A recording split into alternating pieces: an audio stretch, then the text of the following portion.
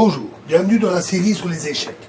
Donc nous allons voir les attaques de chaîne par la base. Alors, dans ce diagramme-ci, je n'ai laissé que les pions et deux tours. J'ai oublié de mettre la tour. Ici. On voit que on a une chaîne ici et une chaîne là. L'avance de flanc, c'est 7.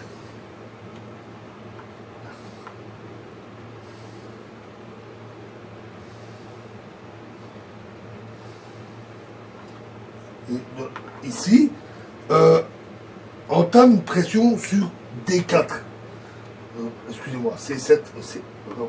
L'avance de flanc qui a été faite ici entame une pression sur D4, qui est la base de la chaîne, presque.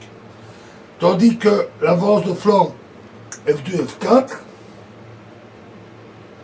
entame une pression sur E6, base de la chaîne de pions des noirs. Alors, quel sera le résultat d'un tel travail de ça? Donc quand on avance un pion de flanc pour attaquer la chaîne à la base. Alors ça dépend des initiatives des joueurs pour y réagir. Donc ça dépend aussi bien sûr de la position des pièces sur l'échiquier.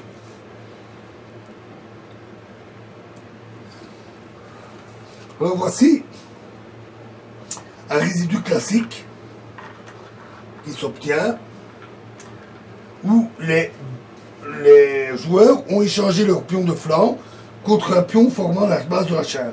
Donc après l'échange des pions, on obtient cette structure-là. Alors les conséquences sont visibles.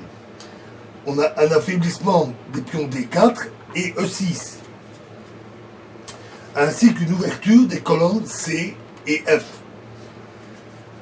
Bref, les tours peuvent intervenir pour lancer une attaque de flanc, par exemple tour C8, C4 ou tour CF1, F6.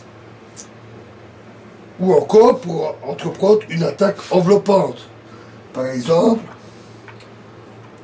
tour F1, F7 suivi de tour E7 pour attaquer par derrière. Une autre méthode, encore qu'elle puisse se conjuguer avec la première, réside dans l'attaque de la pointe de la chaîne. Elle est généralement plus difficile à réaliser parce qu'elle réclame une plus longue préparation. Elle implique par ailleurs des concessions que l'autre méthode ne connaît pas. Donc remettons les pions ici comme ceci. On n'a pas besoin des tours.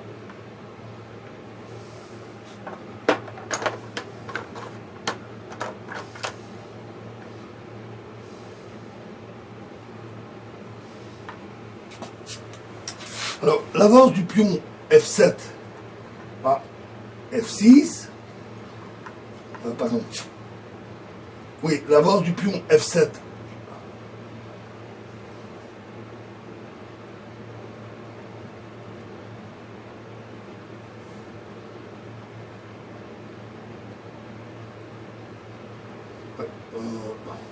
l'avance de pion F7, F6 attaque ici la pointe de la chaîne de pions et non pas la base.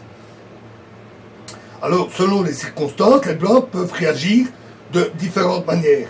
Ou bien prendre l'initiative de la prise sur F6, ou bien tolérer la prise sur E5.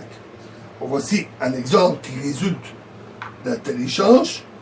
Ils ont pris F6, les noirs ont repris, et on obtient ainsi une position toujours avec des chaînes. L'attaque de la pointe est toujours plus difficile, elle fait moins de dégâts que l'attaque de la base. Donc, dans la prochaine vidéo, nous verrons la notion d'exploitation des faiblesses d'un centre qui est assez fragile. Je vous remercie.